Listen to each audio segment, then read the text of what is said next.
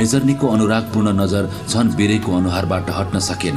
अहिलेसम्म देखेको सम्पूर्ण मुस्कानहरू मध्ये अहिलेको मेजर्नीको मुस्कान बिरेलाई निकै मिठो लाग्यो, धेरै आफ्नो लाग्यो, महाकालीको मिठो सुसाई जस्तै।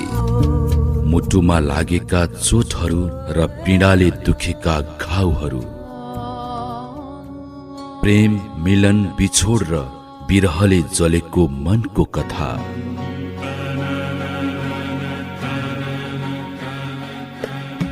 कार्यक्रम छालहरू, कार्यक्रम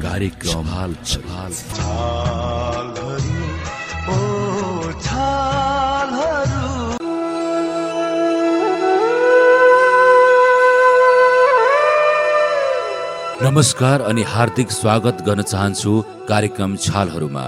म हुँ सनातन जाम। आजको छालहरूको श्रृङ्खलामा एजेन्द्र अधिकारीले लेख्नु भएको यौन मनोविज्ञानमा विश्लेषणात्मक कथा आफै भित्र डुल्ला अरू भित्र डुल्ला प्रस्तुत गर्दैछौँ।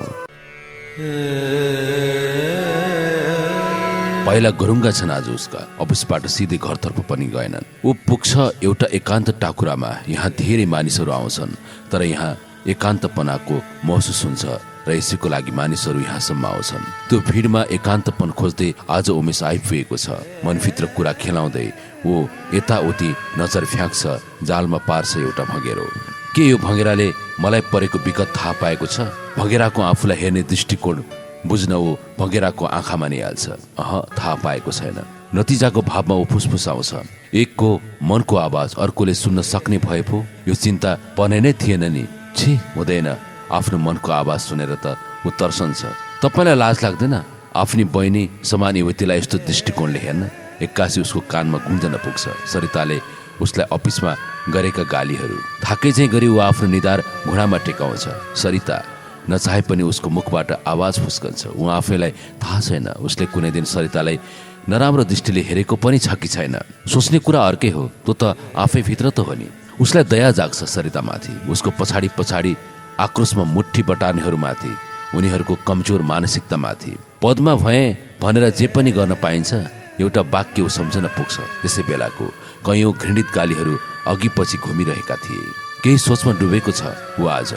उसलाई मानव जिन्दगी तुच्छ लाग्न थालेको छ। सायद आफैलाई घृणा पनि गर्न थालेको छ। ती मानिसहरूलाई सम्झन्छ जो उसलाई भगवान सरह ठान्छन्, अनि ती मानिसहरूलाई सम्झन्छ जसलाई ऊ भगवान सरह ठान्दछ।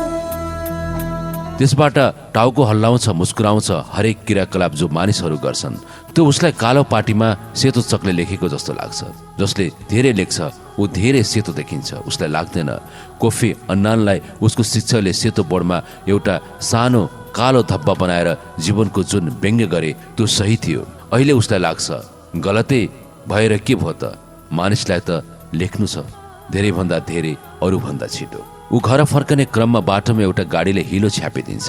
उसको लुगामा नराम्ररी हिरो लाग्दछ। केही सोच्न नपाउँदै उसले देख्यो बाटोको अर्कोपट्टिको दुई यात्रीहरूका लुगा पनि त्यस्तै भएका रहेछन्। नजिकै एउटा धार्मिक पसल थियो।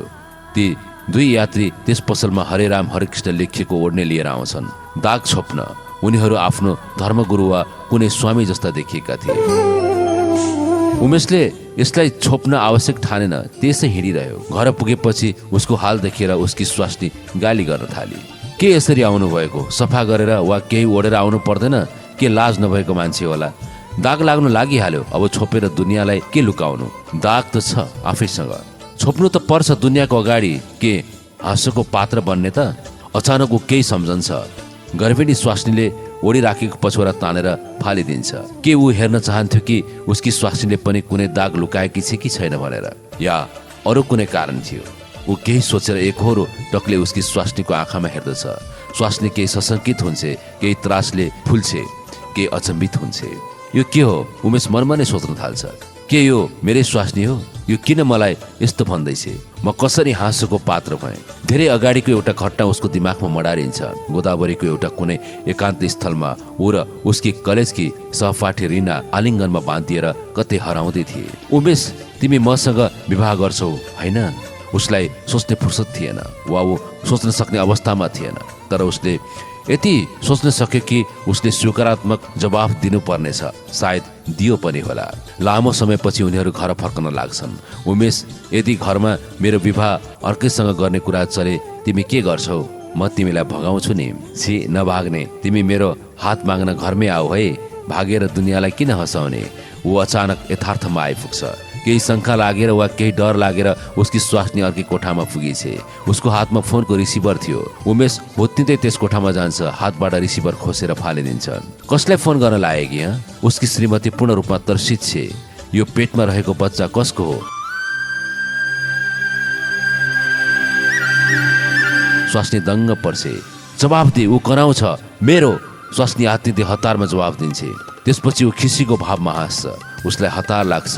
उसलाई यो जवाब पहिले थाहा थियो कि ऊ तपाईँकी हो भन्ने जवाब सुन्न चाहन्थ्यो। वा ऊ यत्तिकैमा सन्तुष्ट भयो। ऊ फर्केर पहिलेको कोठामा आउँछ र ओछ्यानमा पल्टिन्छ। उसको खुट्टामा अहिलेसम्म जुत्ता छँदैछ। उसले काम छोडिसक्यो। सरसफाइमा त्यति ध्यान दिँदैन। ओछ्यानमै बसिरहन्छ। श्रीमती उसलाई खाना ल्याइदिन्छे। कहिले खान्छ कहिले खाँदैन। बाहिर निस्के 3-4 दिनपछि घर आउँछ। मानिसहरू उसलाई पागल भन्छन्। श्रीमती डाक्टरलाई बोलाउँछे। ऊ भगाउँछ, तर कहिलेकाहीँ उसकी श्रीमती उसको खानामा मन्द विष हालिदिन्छे र बेहोस बनाई डाक्टर बोलाउँछे। मानसिक डाक्टर आउँछन्, दिमागी हालत जाँच्छन्, उसको क्रियाकलापको बारेमा बुझ्छन्, तर रोग खुट्याउन सक्दैनन्। 1-2ले उसलाई सिजोफ्रेनिया भएको छ भने 1-2ले चाहिँ एक्सपर्जस सिन्ड्रोम भएको छ भने। उसको ओछ्यानमा श्रीमद् भागवत गीता, सिगमन्ड फ्राइडका पुस्तक र अन्य पुस्तकहरू यत्रतत्र छरिएका थिए।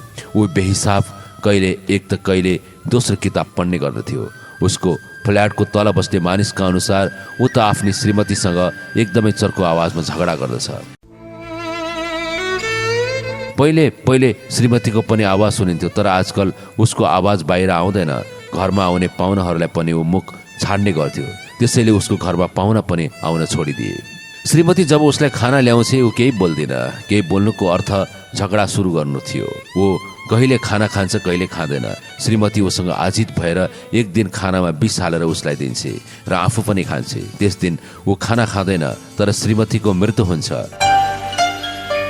उसका माइतीपट्टिका आएर अन्तिम क्रियाको लागि तयारी गर्छन्। ऊ भन्छ, मेरो छैटौँ इन्द्रियले मलाई भन्यो खाना नखा, त्यसमा विष हुन सक्छ। पोस्टमार्टमको रिपोर्टले पनि विषाक्त खाना मृत्युको कारण बताउँछ। सबैजना चकित पर्छन्। श्रीमतीको मृत्युपछि पहिलो 2 दिन ऊ घर बाहिर निस्कियो।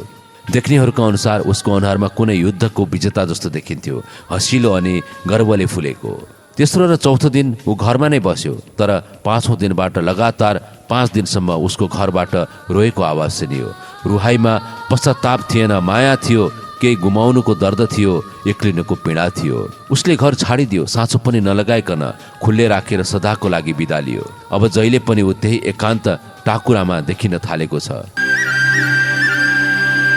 मैले अर्को बिहे गरे भने तिमी के गर्छौ? हँसिलो पुरुष आवाज। म पनि अर्कैसँग बिहे गरेर जान्छु, त्यस्तै भावको महिला आवाज। शार्मिला, मैले त 81 भावुक पुरुष आवाज। त्यसै भनेको होइन, मैले पनि ठट्टा गरेको हो नि बुद्धु। मायालु महिला आवाज। मलाई थाहा छ तिमी मलाई कति माया गर्छौ भनेर। सन्तुष्ट पुरुष आवाज। तिमी मलाई जति माया गर्छौ त्यो भन्दा अलिकति कम। महिलाको हाँसो। उसको पछाडिबाट यस्ता संवादहरू आएपछि ऊ पुलुक्क पछाडि हेर्छ। समयले उसको मुहारमा दारी र जुङ्गा थपिदिएका छन्। उसले देख्छ एक जोडी नवविवाहिता प्रेम र ठट्टामा मग्न थिए। उसको आँखा रसाए झलक्क श्रीमतीलाई सम्झन्छ। थाहा छ हिजो के भयो। उसलाई आवाज परिचित जस्तो लाग्छ, त्यसैले पछाडि फर्केर हेर्छ। युवती हिजेकै थिए, तर युवक भने अर्कै थियो। युवक के भयो?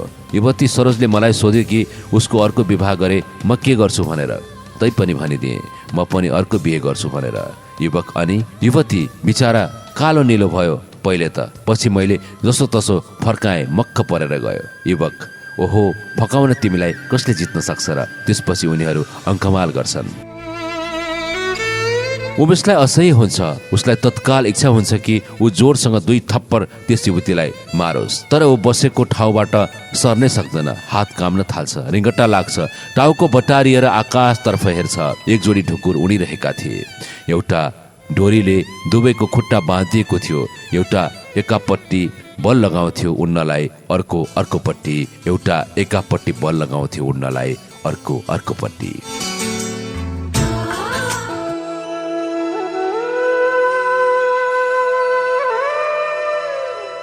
देवी अनि सज्जनहरू, आजको श्रृङ्खलामा हामीले प्रस्तुत गर्यौं यजेन्द्र अधिकारीले लेख्नु भएको यौन मनोविश्लेषणात्मक कथा आफैभित्र डोल्दा अरूभित्र डोल्दा।